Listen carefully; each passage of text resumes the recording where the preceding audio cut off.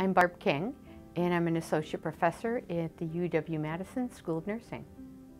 And I'm Linsey Steege, and I'm also an associate professor in the School of Nursing.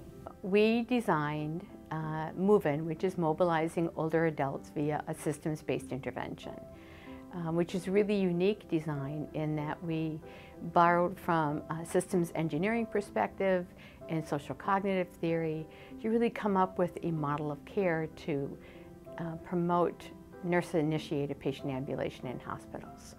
We're very well linked with the Institute for Clinical and Translational Research, and knowing all of the different funding mechanisms that were available, those announcements come out every year.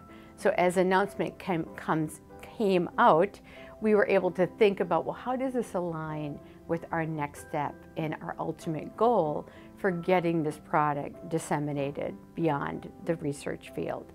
So just seeing what was available on our own campus, and then us thinking about, well, then how do we operationalize this? This looks like a great idea, but it was really a foreign way for us to write and to think.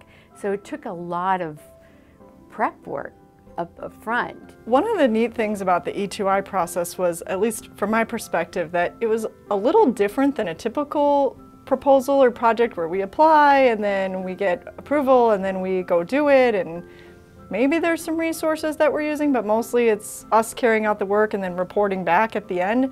This was highly collaborative and felt more like a coaching sort of process. We have a logo, a branding, we really refined how we communicate about our MOVIN.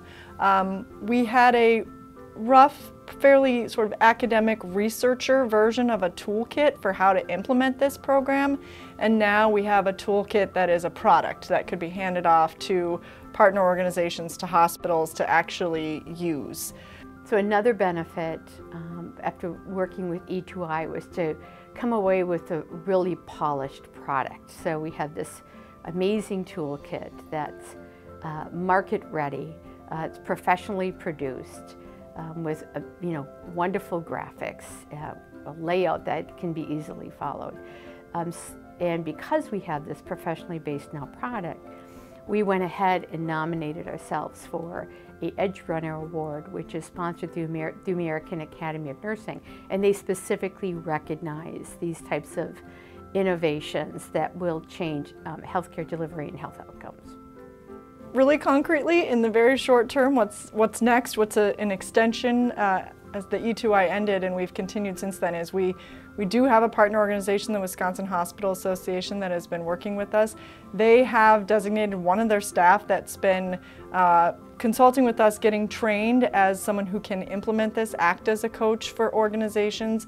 So she's been shadowing one of our other ongoing clinical trials of this intervention and watching how we're implementing it there to bring that back. And we have our first hospital that is not a research hospital that is implementing this in the state of Wisconsin. So that's another immediate outcome.